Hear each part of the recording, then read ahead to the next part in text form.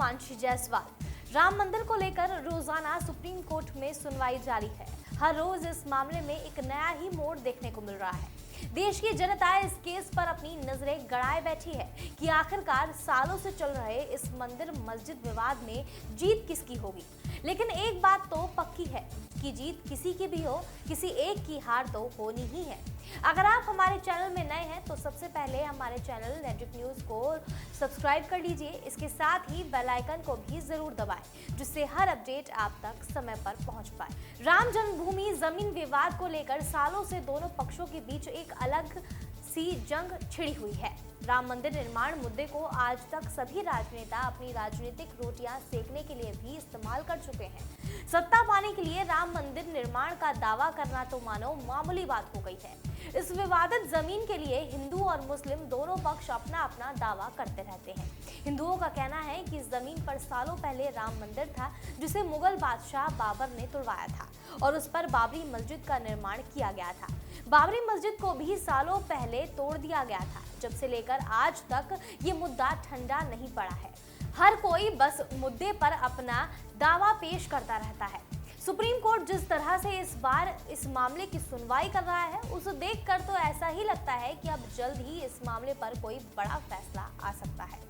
अयोध्या मामले में अभी तक 33वें दिन की सुनवाई पूरी हो चुकी है, जिसमें पहले हिंदू पक्षकारों ने अपना पक्ष रखा और फिर मुस्लिम पक्ष की तरफ से वकील राजीव धवन, जफरयाब जिलानी और मीनाक्षी अरोड़ा ने अपनी दलीलें पेश की। अब एक बार फिर से सोमवार यानी 30 सितंबर से हिंदू पक्ष अपनी दलील रखने वाला है।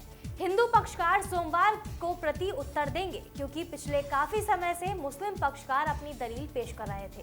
वैसे सबसे खास बात यह है कि संविधान पीठ ने साफ कर दिया है कि सभी अपनी समय सीमा यानी वक्त के दायरे में दलीलें रखें, क्योंकि कोर्ट अपनी समय सीमा का दायरा आगे नहीं बढ़ाएंगे।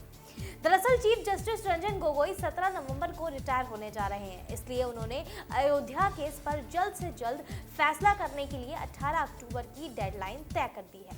दशकों से चले आ रहे इस मामले को चीफ जस्टिस रंजन गोगोई अपनी रिटायरमेंट से पहले खत्म करना चाहते हैं। इसलिए चीफ जस्टिस रंजन गोगोई की अगुवाई वाली 5 जजों की संविधान पीठ इस मामले की सुनवाई जल्द से जल्द पूरी करने पर जोर दे रही है, जिससे उन्हें फैसला लिखने का समय मिल सके।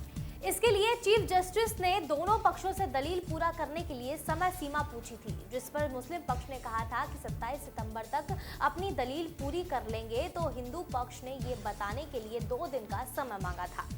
फिलहाल मुस्लिम पक्ष अपनी दलीलें पूरी कर चुका है और छुट्टियों को देखते हुए अब इस मामले की सुनवाई के लिए केवल 9 दिन ही रह गए हैं। इसलिए दोनों पक्षों को अपनी दलीलें 9 दिनों के अंदर ही पूरी करनी होगी, नहीं तो इस मामले पर फैसला आना मुश्किल हो सकता है। अगर 18 अक्टूबर या उसके आसपास तक सुनवाई पूरी हो जाती है तो चीफ जस्टिस रंजन गोगोई के फैसला सुनाने की उम्मीदें कई गुना बढ़ जाएंगी। वैसे भी उनका पूरा रिकॉर्ड देखा जाए तो वो हर मामले में तुरंत फैसला देने वाले जज रहे हैं। इसलिए अगर अयोध्या केस की सुनवाई पूरी हो जाती है तो वो अपने रिटायरमेंट से 1 दिन पहले तक इस मामले पर अपना फैसला सुनाकर रहेंगे। संविधान पीठ ने अभी तक कई बार ये दोहराया है कि वो 18 अक्टूबर के बाद से इस मामले पर किसी भी पक्ष को नहीं सुनेंगे, लेकिन 18 अक्टूबर कोई नियम नहीं है। इसका मतलब साफ है कि पीठ ये चाहती है कि इस तारीख तक सुनवाई पूरी हो जाए। लेकिन अगर किसी पक्ष के पास कोई जरूरी या वैधानिक तर्क होगा तो पीठ उसे जरूर सुनेगी और उसे सुनने से इनकार भी नहीं करेगी। वहीं दूसरी तरफ अक्टूबर के महीने में छुट्टियों की भी भरमार है। ऐसे में अयोध्या केस की सुनवाई कब तक पूरी होती है, यही तय करेगा कि जस्टिस रंजन गोगोई अपने रिटायरमेंट से पहले इस ऐतिहासिक केस का फैसला सुनाकर जाएंगे या फिर ये मामला नई बेंच तक जा पहुंचेगा। हालांकि सुनवाई के दौरान एक विशेष टिप्पणी भी सुनने को मिली, जिसमें कहा गया है कि संविधान पीठ सांत्वना पुरस्कार पर चर्चा कर सकती है। वैसे तो सुनवाई के दौरान ये सिर्फ एक टिप्पणी थी, लेकिन इस बात पर ध्यान दिया जाए तो कोर्ट जिस पक्ष की तरफ फैसला नहीं आएगा उसे सांत्वना पुरस्कार दे सकती है। इसका मतलब होता है कि याचिकाकर्ता ने जो मांगा है वो उसे नहीं मिलता है, तो उसके बदले में उसे क्या दिया जा सकता है। सुप्रीम कोर्ट में चीफ जस्टिस रंजन गोगोई की अध्यक्षता वाली 5 जजों की पीठ इस मामले की सुनवाई कर रही है।